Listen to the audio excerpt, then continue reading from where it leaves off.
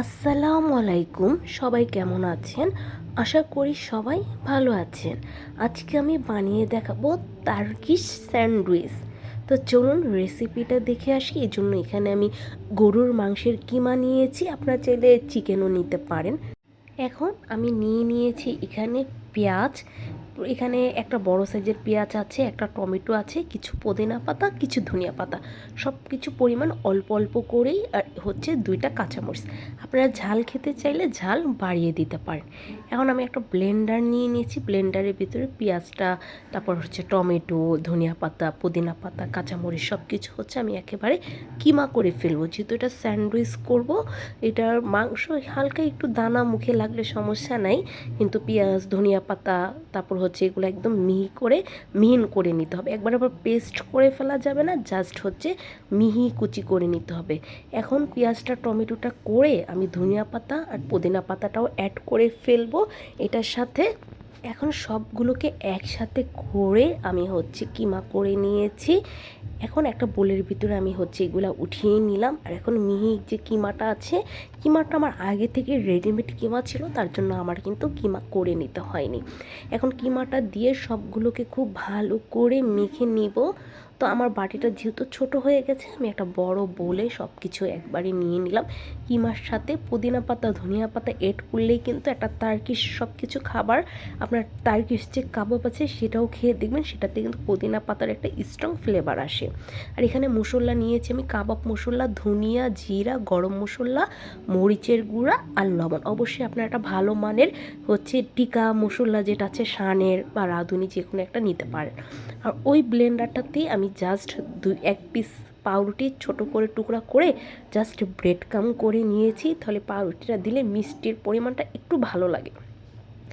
এখন দিয়ে দিলাম সয়া সস, তারপর হচ্ছে টমেটোর সস দিয়ে খুব ভালো করে এটাকে আমি মিক্সড করে নেব। আপনারা চাইলে কিন্তু, আমি যেহেতু এটা স্যান্ডউইচ বানিয়েছি, আপনারা চাইলে কিন্তু এটা কাঠির ভিতরে ভরে টার্কিশ কাবাব ওইটা বানিয়ে নিতে পারেন। সব কিছুই টিকা কাবাব যাই করেন আপনারা কিন্তু এই মিশ্রণটা দিয়েই জাস্ট করে নেন। তখন জাস্ট বাইন্ডিংয়ের জন্য আমি যেমন এক পিস জাস্ট মিষ্টির জন্য পাউরুটি দিয়েছি, আর আপনাদের কিন্তু তখন হচ্ছে পাউরুটির পরিমাণটা একটু বেশি দিতে হবে, নাহলে বাইন্ডিং হবে না। এখন আমি পাউরুটি নিয়েছি, পাউরুটির ভিতরে খুব সুন্দর করে পাতলা পাতলা করে চেপে চেপে আমি কিমাটাকে দিয়ে দিব। পাউরুটিটা আজকে ছোট পেয়েছি, তার জন্য আমি আর সাইডগুলো ফেললাম না, সাইডগুলো ফেললে আরও ছোট হয়ে যেত। আপনার বড় সাইজের পাউরুটি নিলে সাইডগুলো কেটে ফেলে দিবেন, তাহলে দেখতে ভালো লাগবে।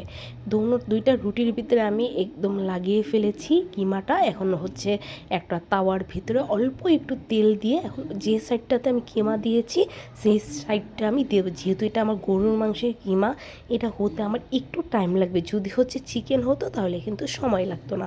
এই জন্য আমি চুলার আঁচটা একেবারে কমিয়ে দিয়েছি। কিমাটা তো আমার পুরোপুরি হচ্ছে, যেহেতু আমি একদম কাঁচা কিমা নিয়েছি, কিমাটা আমি সিদ্ধ করে নিইনি, এই জন্য খুব চুলার আঁচটা কমিয়ে আমার এই সাইডটা ভাজতে হবে। পাউরুটি যেহেতু খুব অল্প সময় হয়ে যায়, তার জন্য অপর সাইডটা কিন্তু আমি অনেকক্ষণ পরে দিব, জাস্ট হালকা একটু টোস্ট ভাবটা আনার জন্য।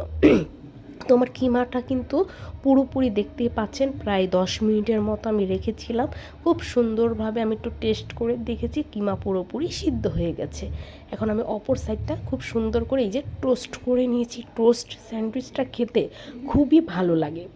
এখন একটা প্লেটের ভিতরে আমি স্যান্ডউইচটাকে আমি উঠিয়ে নেব, এক পাশ উঠিয়ে নিয়ে এখানে আমি হচ্ছে আপনাদের মনের মতো করে আপনারা সাজিয়ে নেবেন। যেহেতু আমি কিমাতে কিন্তু টমেটো সস, সয়া সস অনেক কিছু ব্যবহার করেছি, তার জন্য এখানে আমি আর এক্সট্রা সস দিলাম না প্রথম পিসে।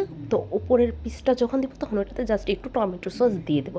আপনি এখানে চাইলে শসাও দিতে পারেন, শসা দিলে টেস্টটা আরও ভালো লাগবে।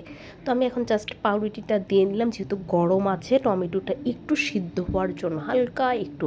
তো একটু পরে আমি পাউরুটিটা উঠিয়ে এটা অল্প একটু টমেটো সস দিয়ে দিয়েছি। আপনাদের কাছে কেমন লাগলো বলুন তো টার্কিশ স্যান্ডউইচটা? এটা খেতে এতটাই মজা লেগেছে, আপনারা অবশ্যই একবার বানিয়ে দেখবেন স্যান্ডউইচের টেস্টটা কতটা ভালো আসে।